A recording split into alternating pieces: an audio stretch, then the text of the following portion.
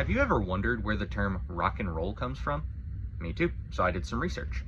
Turns out that it originated on ships. The sailors would use it to describe the way that their ship would sway on the ocean, rocking and rolling. But then, in the late 1800s to early 1900s, the churches would start using it in some of their songs to describe being swept up by worship.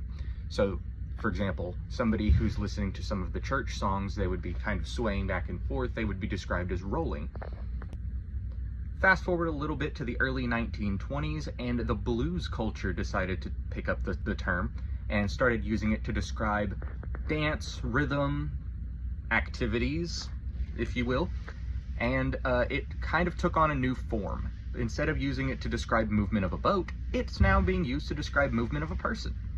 By this time in the 1920s, rock and roll was used to describe R&B and blues. In the 1950s, a radio host named Alan Freed came along and began playing rhythm and blues and R&B from black artists to white teenagers in his neighborhood. Fender and other guitar companies were making solid body electric guitars, which had a bit more of an aggressive, louder sound, and it kind of made people like Buddy Holly and Jimi Hendrix start experimenting with those sounds. So by the 50s, Freed had unintentionally created a music genre.